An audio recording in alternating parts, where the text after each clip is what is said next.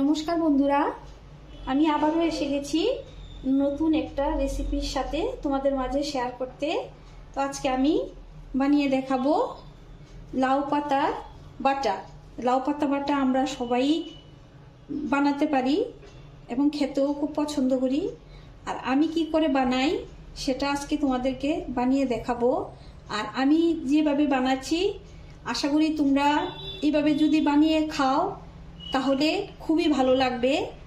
তাহলে আমি কি করে বানাই তোমাদের দেখাচ্ছি। আমি প্রথমেই কচি লাউ পাতাগুলো নিয়ে নিলাম কচি দেখে। আর এখানে আমি পাতাটাকে এখন বেছে নেব। পাতার যে এই শক্ত দিকটা আছে এটা আমি ফেলে দেব। এবার শুধু ফেলে দিয়ে শুধু পাতার দিকটা নিয়ে নেব।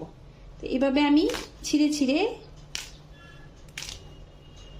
শুধু পাতাটা নিয়ে নেব আর ওইগুলোকে ফেলে দেব, যাতে করে আঁশ না থাকে বাটাটার মধ্যে। তো আমি সবগুলো এভাবে বেছে বেছে নিয়ে নেব।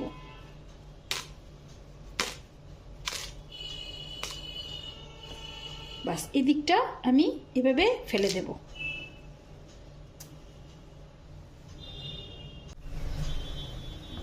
দেখো আমি সব পাতাগুলোকে ভালো করে বেছে নিয়েছি।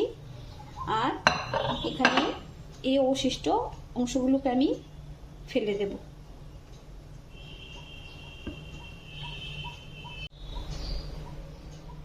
এখন কড়াইতে আমি সামান্য তেল দিয়ে দিলাম।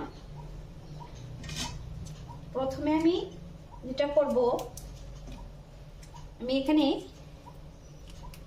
শুকনো লঙ্কাগুলো দিয়ে দেব। শুকনো লঙ্কাটা আমার একটু ভাজা হয়ে যাক। আর দিয়ে দেব কালো জিরে। তোমরা যদি কালো জিরে এখানে পছন্দ না করো তাহলে দেবে না। আমি কালো জিরেটা দিলাম। এখন দিয়ে দেব পাতাগুলোকে আমি একটু কেটে কেটে দেব।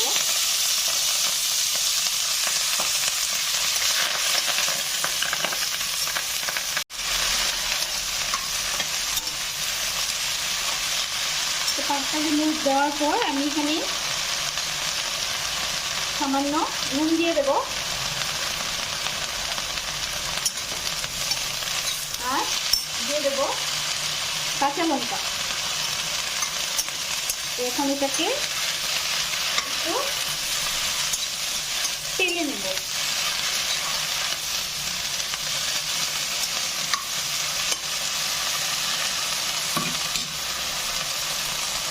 একটু ঢাকা দিয়ে দিলাম। তো পাতাটা আমার টানা হয়ে গেছে। এখন আমি এটাকে ঠান্ডা করে নেব। ঠান্ডা করে নিয়ে একটা মিক্সিং জারে একটু পেস্ট করে নেব।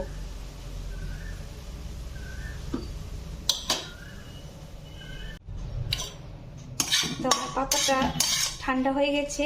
এখন এক জারে নিয়ে আমি একটু পেস্ট করে নেব। তো মিক্সিতে আমি ভালো করে পাতাটাকে পেস্ট করে নিলাম। আমি এখন আবার একটু কড়াই বসিয়ে দিলাম আর একটু সরিষার তেল দিয়ে দিলাম। এখন আমি পাতাটাকে খুব ভালো করে টালবো। এখন তোমরা হয়তো ভাবতে পারো যে আমি এই কাজটা কেন দুবার করছি, একবারেই তো পেস্ট করে নিয়ে আমি একবারে নাড়িয়ে নিতে পারতাম। কিন্তু আমি এখানে যে শুকনো লঙ্কা আর কালো জিরা ফোড়ন দিয়ে যে পাতাটা টেলে নিলাম ওটার ফ্লেভারটা আমি আনতে চেয়েছি। আর আগের থেকে টেলে নিয়ে করলে এটার স্বাদটা আরো অনেক বেশি ভালো লাগে। তার জন্য আমি এইভাবে করি। তোমরাও এইভাবে একবার বানিয়ে অবশ্যই ঘরে খাবে। তো প্রথমে আমি কড়াইতে তেল দিয়ে দিলাম। আর এখন আমি আরেকটু কালো জিরা ফোড়নে দিয়ে দেব।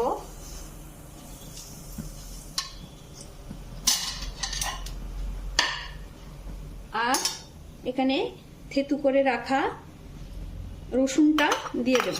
আমি এখানে কোনো পেঁয়াজ দেব না।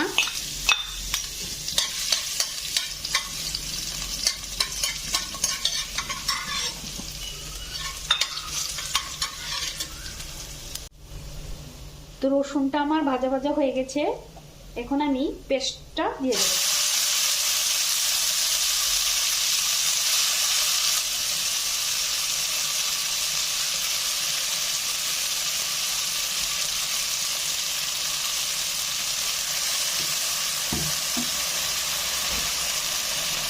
এখন গ্যাসের ফ্লেমটাকে কমিয়ে এটাকে আমি একটু শুকনা শুকনা করে নেব, যাতে পাতার যে কাঁচা গন্ধটা আছে ওটা চলে যায়। আর একটু হলুদ গুঁড়ো দিয়ে দেব।